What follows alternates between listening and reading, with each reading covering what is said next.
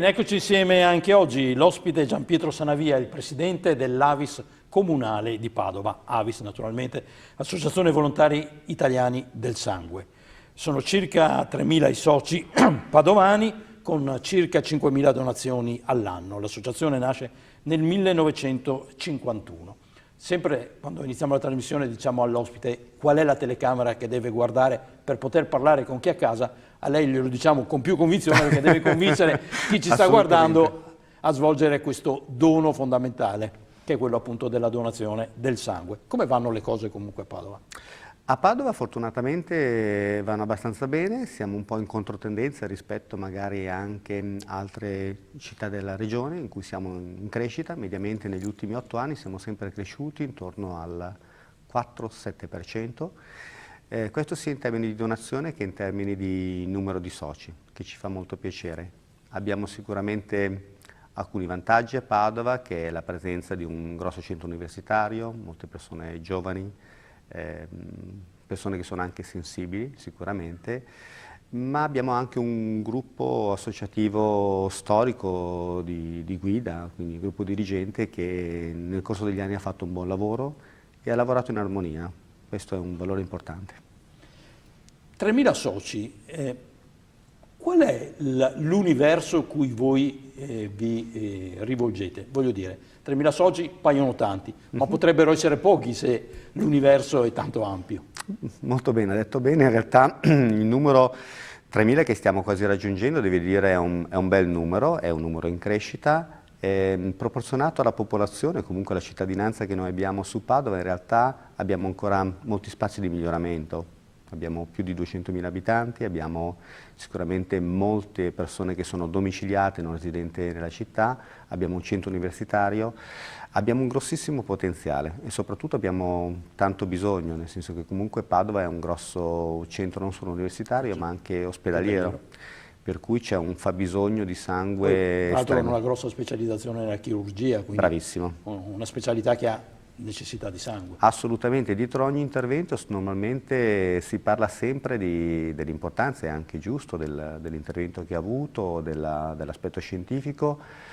È un peccato che molto spesso ci si dimentica di una delle materie prime per l'intervento, che è il sangue, che ricordiamo appunto non è riproducibile ancora in laboratorio, devo dire un elemento essenziale, biologico, quindi che è estremamente delicato proprio per il trattamento. E su questo c'è sempre un grande bisogno, non solo a Padova, a volte anche in altre località. Donare il sangue è solidarietà innanzitutto. Esatto. Quindi parlare insomma, di autosufficienza quasi non ha senso.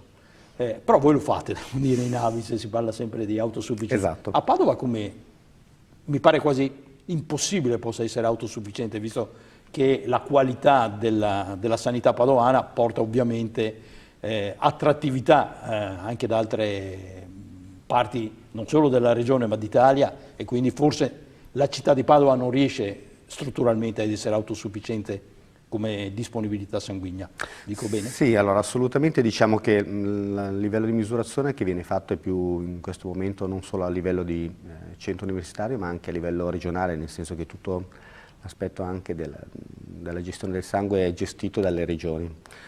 Padova, come ha detto bene lei, è un ospedale di eccellenza che raccoglie non solamente le cure dei padovani ma anche molti che vengono da fuori, quindi sicuramente non è facile bilanciare il bisogno con quello che è l'autosufficienza. Ci sono momenti in cui si è sicuramente in eccedenza, ci sono momenti in cui si è carenza, si cerca di bilanciare.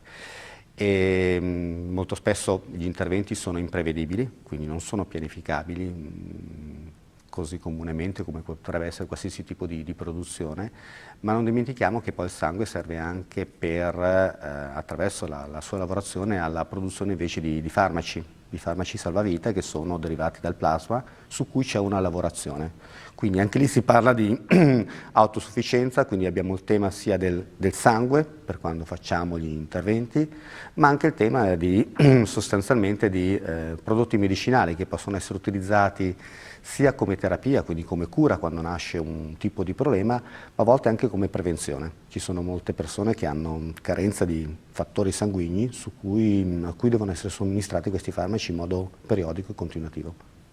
Per quanto possa sembrare paradossale, ci sono stati, o forse ci sono ancora, dei periodi in cui le esigenze della sanità non erano allineate con le necessità dei donatori di sangue. Dico, è paradossale, ma in mezzo c'è quella parola che si chiama burocrazia, che va bene quando ovviamente è a tutela del donatore così come del malato, va sicuramente meno bene quando la possiamo tradurre in carte bollate, tanto come immagine ovviamente. Oggi com'è la situazione? Realtà ospedaliera sanitaria e realtà del volontariato riescono ad essere in sintonia maggiore? Ma allora sicuramente Avete qualcosa da chiedere? Come ha detto lei, no, sicuramente lei ha detto una cosa giusta, nel senso che quello che molto spesso noi definiamo burocrazia a volte sono delle regole che nel nostro settore devono essere molto ferree, quindi non troviamo sbagliato il fatto che ci siano regole, ce ne sono sempre di più, queste vanno spiegate ai donatori, perché molto spesso è aumentata l'efficienza con una donazione che si fa su prenotazione e spesso dura meno la donazione che non il questionario che uno deve compilare, l'intervista per scoprire l'aspetto sanitario. Questo va spiegato assolutamente ai donatori. Quindi questo è l'aspetto positivo della regolamentazione di quello che potremmo definire, tra virgolette, burocrazia. Dall'altro lato, come lei ha menzionato, non ci sono ancora sempre dei momenti di assoluta sincronia, dobbiamo cercare di individuare le persone a volte giuste, quindi molto spesso è lasciato più alle singole persone la volontà delle singole persone di accogliere certe domande, accogliere certe richieste o semplicemente di avvicinarsi. Noi cerchiamo di lavorare in aspetto positivo, quindi evitando le polemiche, insistendo su alcuni fattori e generalmente funziona, anche perché non ha senso arrivare ogni tanto al conflitto su cui spesso è dovuto più a posizioni, a persone che non ai valori su cui entrambi lavorano. È giusto ricordare che donare il sangue non solo è un gesto importante verso gli altri, ma è anche un'opportunità per tenersi sotto controllo, perché si gode di un esame del sangue gratuito fondamentalmente, no? Assolutamente sì, noi abbiamo poi proprio quest'anno gestito una tavola rotonda così anche estremamente interessante sul donare e ricevere. La donazione è un atto gratuito, spontaneo e volontario, lo si fa nei confronti di qualcuno che non si conosce, quindi è un gesto.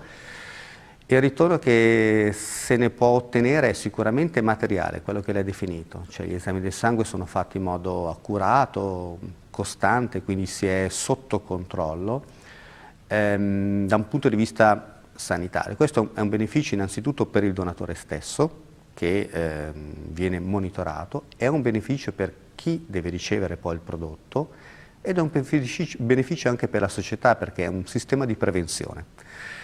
Ci sono comunque dei ritorni anche indiretti che spesso sono quelli che più motivano il donatore, che sono sicuramente meno tangibili, ma è la gratificazione. Vale nella nostra associazione, vale in tantissime altre associazioni. Forse non tutti magari operano nell'aspetto sociale, ma la gratificazione è una cosa molto importante che può ottenere e pensare di aver fatto un gesto che può far bene a qualcuno. Ecco, spero ovviamente che la prossima domanda venga capita per il verso giusto. Non siamo tutti uguali. In questo la multietnicità della nostra società vi ha creato delle problematiche nuove?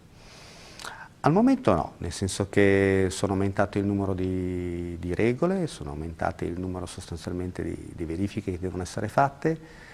È diverso, sicuramente è diverso, va gestito molto bene, ci possono essere anche a volte delle opportunità, quindi è anche interessante vedere magari come culture diverse siano in grado di esprimere meglio, diciamo così, la loro solidarietà. Quindi ecco, ma il sangue è uguale per tutti? Il sangue è... Oppure magari chi vive ad una latitudine diversa ha un sangue di composizione diversa? Premetto che non ho una competenza scientifica approfondita, ma solamente di conoscenza per quanto ho sentito dall'aspetto scientifico. Sicuramente ognuno di noi ha una tipologia di sangue diversa, sicuramente chi vive in certe zone ha diciamo così, una tipologia diversa. però un po' come tutta la struttura biologica a volte può essere anche un vantaggio, cioè il fatto delle eccessive uguaglianze può essere un problema, quindi in questo caso, ripeto, va gestito come tutte le situazioni, prendendo da ogni differenza la parte migliore. Noi dobbiamo sempre cercare di, non solo nel nostro tema, ma di fare leva sulle differenze. Poi anche lì ci devono essere delle regole, quindi queste regole devono essere rispettate da tutti nei limiti che vengono dettati. Ecco, lì sicuramente bisogna essere giustamente un pochino più esigenti. Un minuto per dare spazio a due iniziative che sono caratterizzanti della sua presidenza, la borsa di studio per gli universitari e le visite al Museo della Medicina. Sì, sono iniziative che abbiamo realizzato quest'anno, il nuovo consiglio che si è dato nel 2017 dove ha scelto me come presidenza, di cui sono molto contento. Ha espresso anche, grazie a qualche nuovo ingresso nel direttivo, a delle nuove iniziative. Sicuramente c'erano due temi che noi, anzi in realtà erano tre temi che noi avremmo voluto toccare, siamo riusciti a farne due. L'accesso innanzitutto a favore degli studenti universitari, è un modo per ritornare sul territorio le risorse che abbiamo, molto importante. Si rivolge a una fascia importante per noi e il nostro desiderio è riproporlo, questo tema, e magari potremo anche ottenere nell'ambito del premio, delle ricerche che vengono fatte, qualche buon suggerimento da parte di qualche giovane studente. L'iniziativa del MUSME è sicuramente per sensibilizzare, questa era rivolta ai nostri soci, era per innanzitutto avvicinare i soci che a volte non conosciamo, quindi ritornare qualcosa anche a loro, è stato un bel momento di incontro. Un modo per sensibilizzare genitori e figli, abbiamo trovato anche sull'aspetto scientifico, e anche per parlare un pochino più di medicina. Grazie a Gian Pietro Sanavia, che è il presidente dell'Avis comunale di Padova, 3.000 soci circa, per circa 5.000 donazioni. Complimenti, buon lavoro. Grazie a voi, arrivederci. A voi alla prossima.